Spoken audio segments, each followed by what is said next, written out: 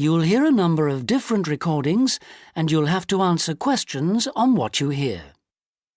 There will be time for you to read the instructions and questions, and you'll have a chance to check your work. All the recordings will be played once only. The test is in 4 sections. At the end of the test, you'll be given 10 minutes to transfer your answers to an answer sheet. Now turn to Section 1. Section 1. You'll hear a young student asking the social organizer of his school for information about organised trips. First, you have some time to look at questions 1 to 4.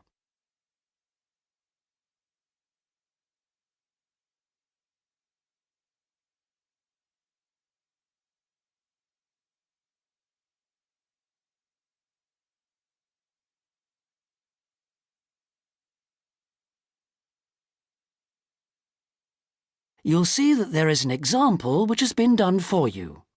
On this occasion only, the conversation relating to this will be played first. Good morning. Good morning. How can I help you? I understand that the school organizes trips to different... Yes, we run 5 every month. 3 during weekends and 2 Wednesday afternoon trips. There are 5 trips every month, so 5 has been written in the notes. Now we shall begin. You should answer the questions as you listen because you will not hear the recording a second time. Listen carefully and answer questions 1 to 4. Good morning. Good morning. How can I help you? I understand that the school organizes trips to different... Yes, we run 5 every month. 3 during weekends and 2 Wednesday afternoon trips. What sort of places? Well, obviously it varies, but always places of historical interest, and also which offer a variety of shopping because our students always ask about that. And then we go for ones where we know there are guided tours because this gives a good focus for the visit. Do you travel far? Well, we're lucky here, obviously, because we're able to say that all our visits are less than 3 hours' drive. How much do they cost? Again, it varies. Between £5 and £15 a head, depending on distance. Uh-huh. Oh, and we do offer to arrange special trips if, there are more than 12 people. Oh, right. I'll keep that in mind. And what are the times normally? We try to keep it pretty fixed so that students get to know the pattern.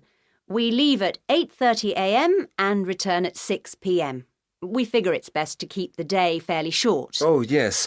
And how do we reserve a place? You sign your name on the notice board. Do you know where it is? Uh-huh. I saw it this morning.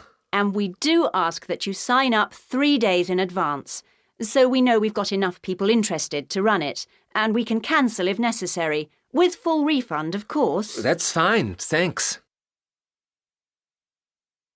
Before you hear the rest of the conversation, you have some time to look at questions 5 to 10.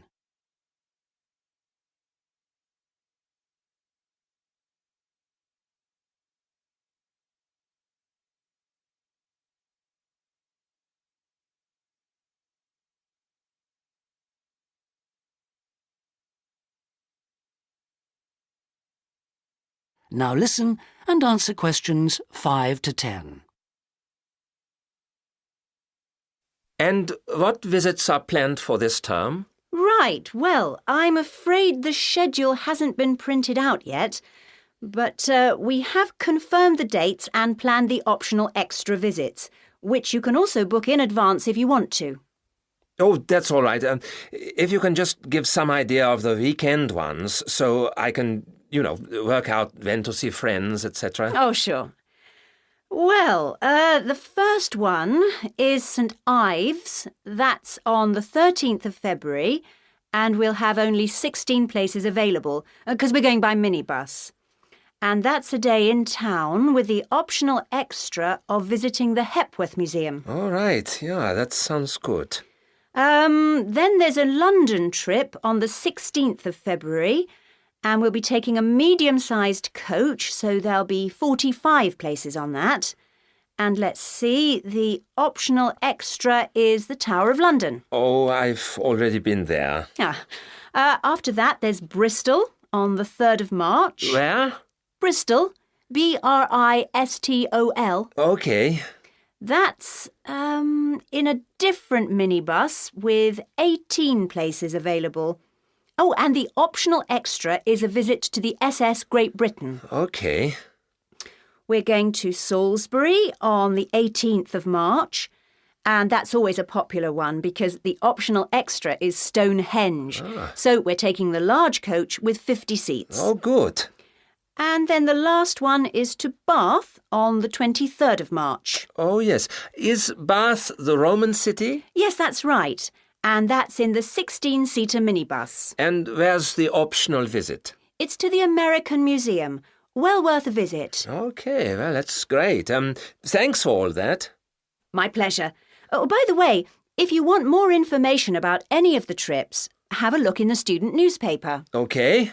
Or have a word with my assistant. Her name is Jane Yentob. That's Yentob.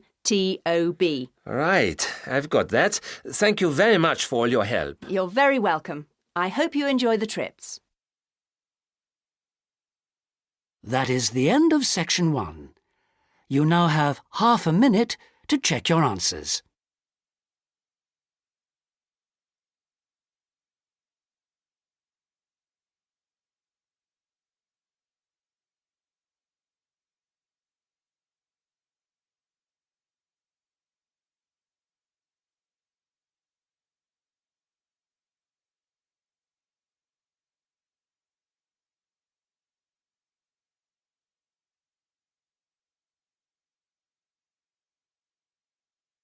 Now turn to section 2.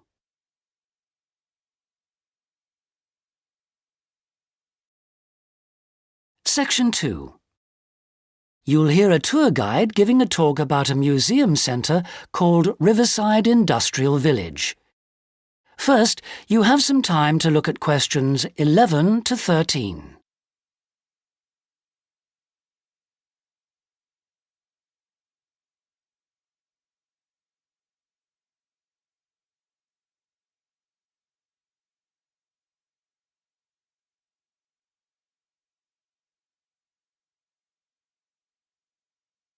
Now listen carefully and answer questions 11 to 13.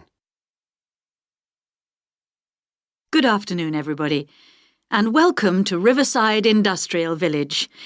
To start your visit, I'm just going to give you a brief account of the history of the museum before letting you roam about on your own. I won't keep you long, OK? Now, from where we're standing, you've got a good view of the river over there. And it was because of this fast-flowing water that this site was a natural place for manufacturing works.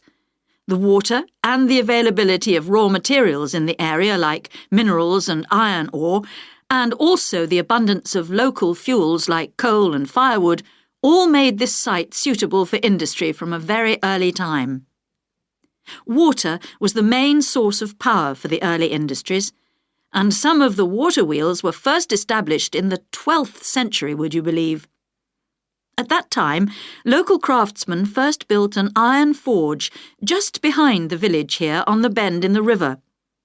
By the 17th and 18th centuries, the region's rivers supported more than 160 water mills, and many of these continued to operate well into the 19th century. But then the steam engine was invented. And then the railways came, and the centres of industry were able to move away from the rivers and the countryside and into the towns. So industrial villages like this one became very rare. So, that's the history for you. If you'd like any more information, you can ask me some questions, or you can read further in our excellent guidebook.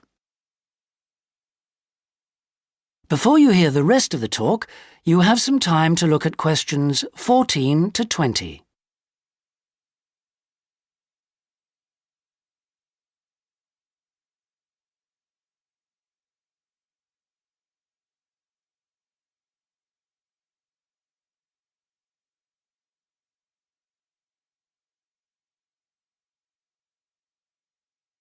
Now listen and answer questions 14 to 20. Now, I'm going to give you a plan of the site, and I'd just like to point out where everything is, and then you can take a look at everything for yourself. I've already pointed out the river, which is on the left, and of course, running along the bottom is Woodside Road. Got it? OK. Now, we're standing at the entrance. See it at the bottom? And immediately to our right is the ticket office. You won't need that, because you've got your group booking, but just past it are the toilets. Always good to know where they are. In front of us is the car park, as you can see, and to the left, by the entry gate, is the gift shop. That's where you can get copies of the guide, like this one here. Now, beyond the car park, all the buildings are arranged in a half circle with a yard in the middle. The big stone building at the top is the main workshop. That's where the furnace is, and where all the metal was smelted and the tools were cast, as you'll be able to see. Now, in the top right-hand corner, that building with bigger windows is the showroom, where samples of all the tools that were made through the ages are on display. In the top left corner is the grinding shop, where the tools were sharpened and finished. And on one side of that, you can see the engine room, and on the other is the cafe, which isn't an antique, you'll be pleased to know, though they do serve very nice old-fashioned teas.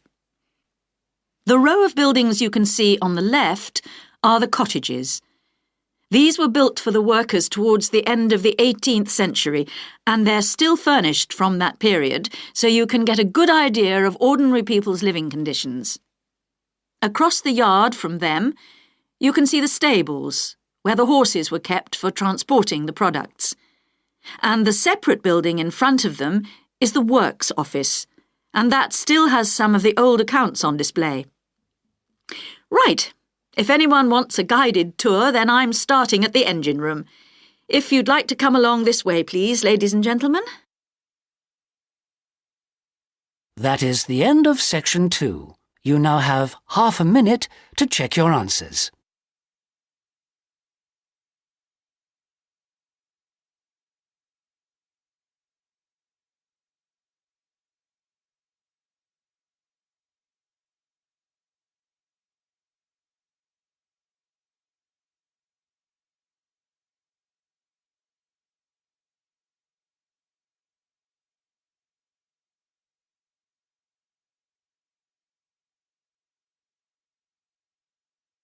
Now turn to section 3.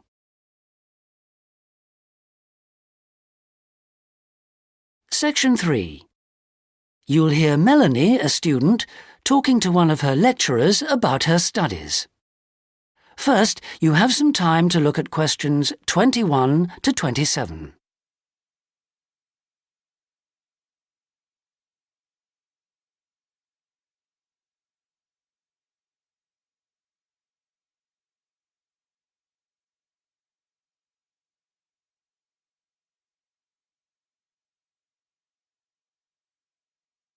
Now listen carefully and answer questions 21 to 27. Excuse me, Dr. Johnson. May I speak to you for a minute? Sure, come in. I'm Melanie Griffin. I'm taking your course in population studies. Right. Well, Melanie, how can I help you? I'm having a bit of trouble with a second assignment, and it's due in 12 days. What sort of trouble are you having? Is the assignment question a problem? Well, that's part of the problem. I've been having trouble getting hold of the books. I've been to the library several times and all the books are out. Sounds like you should have started borrowing books a bit earlier. Well, I had a really big assignment due in for another course, and I've been spending all my time on that, and I thought... You might get an extension of time to finish your assignment for me? If that's possible, but I don't know if... Well, yes, it is possible, but extensions are normally given only for medical or compassionate reasons. Otherwise, It's really a question of organizing your study, and we don't like giving extensions to students who simply didn't plan their work properly. What did you get for your first assignment? I got 87%. Yes, you did very well, indeed. So, obviously, you can produce good work. I don't think I'll need too much extra time, as long as I can get hold of some of the important references. Well, since you did so well in your first assignment, I'm prepared to give you an extra 2 weeks for this one. So that'll mean you'll need to submit it about a month from now. Oh, thank you. Now, what about the reading materials? Have you checked out the journal articles in the list? No, not yet. There were about 20 of them, and I wasn't sure which ones would be most useful or important. Well, they're all useful. But I don't expect anyone to read them all because a number of them deal with the same issues. Let me give you some suggestions. The article by Anderson and Hawker is really worth reading. Right, I'll read that one. You should also read the article by Jackson, but just look at the part on the research methodology, how they did it. Okay, Jackson. Got that. And if you have time, the one by Roberts says very relevant things, although it's not essential. So, okay, if it's useful, I'll try and read that one. Now, the one by Morris, I wouldn't bother with that at this stage if I were you. Okay, I won't bother with Morris. Oh, now, someone told me the article by Cooper is important. Well, yes, in a way. But just look at the last part, where he discusses the research results. And lastly, there's Forster. I can't think why I included that one. It's not bad, and could be of some help, but not that much. Before you hear the rest of the conversation, you have some time to look at questions 28 to 30.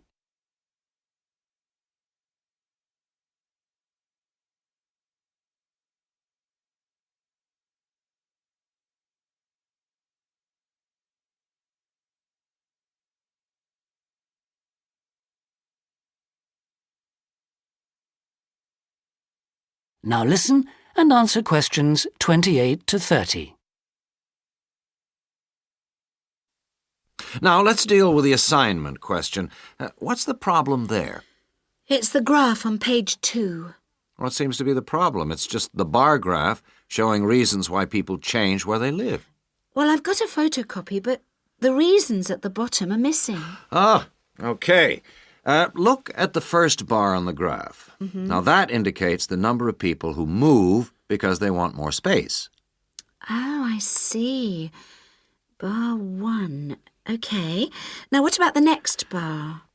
Bar 2 is to do with the people living nearby, disturbing them. So they chose to move away to somewhere quieter. Now let's look at bar number 3.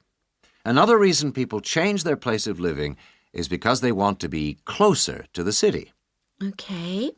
Proximity to the city is an issue. Now, bar number 4 refers to problems when the owner of the property won't help fix things that go wrong.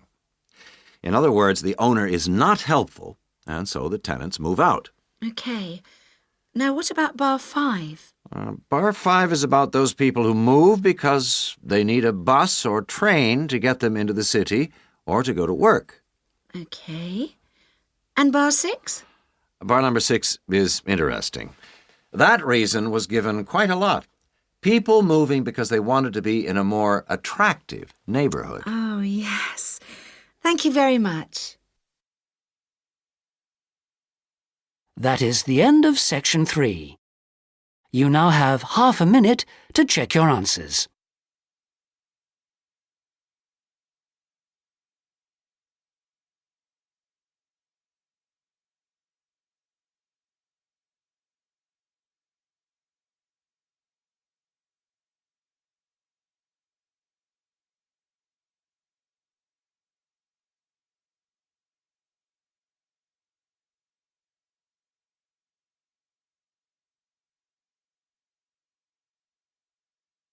Now turn to section 4. Section 4. You'll hear a talk on the subject of the urban landscape. First, you have some time to look at questions 31 to 40.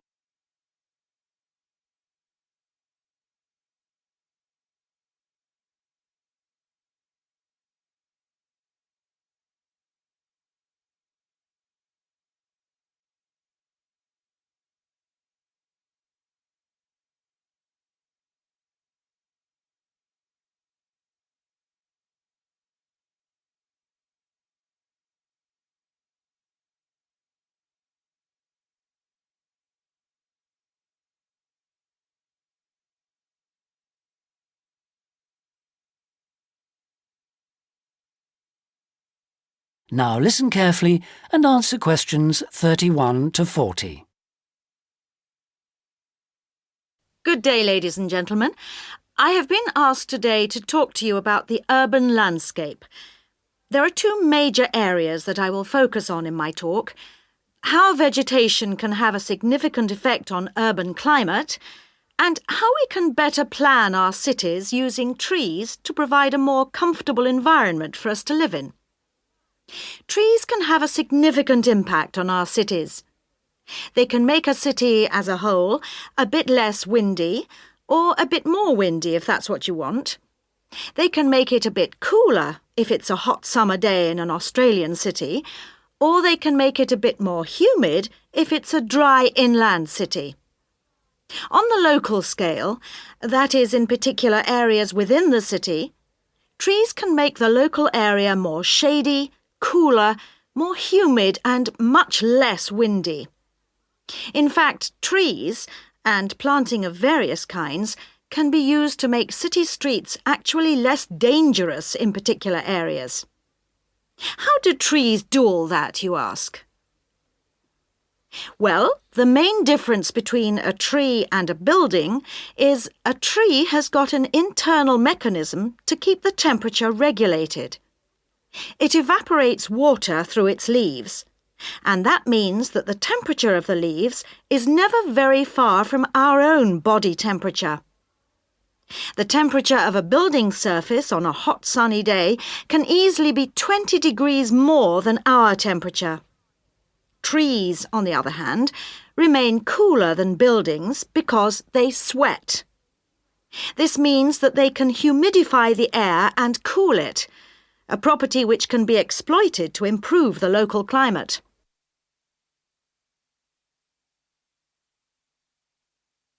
Trees can also help break the force of winds.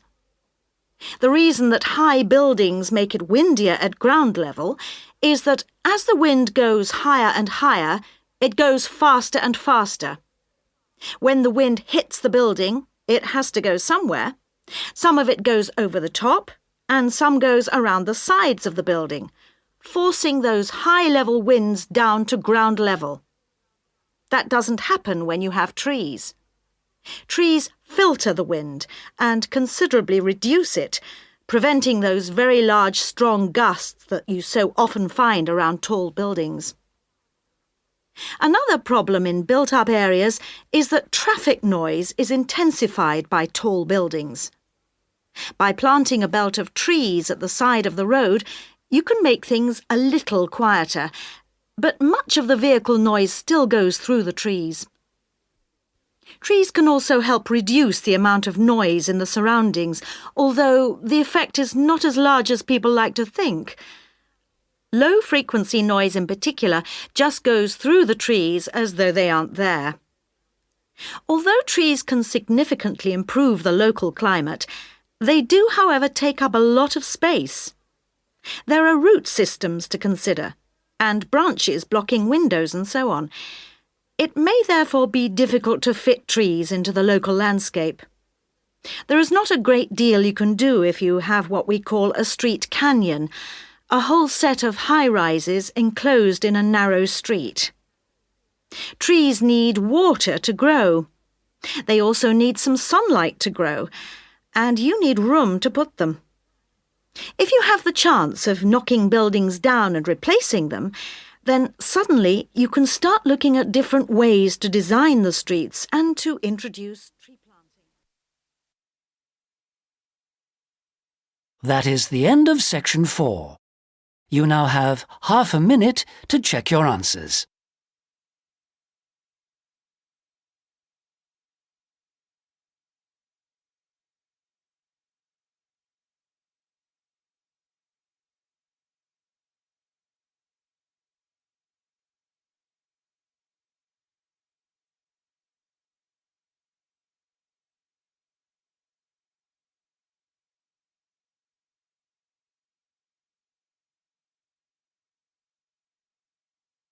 That is the end of the listening test.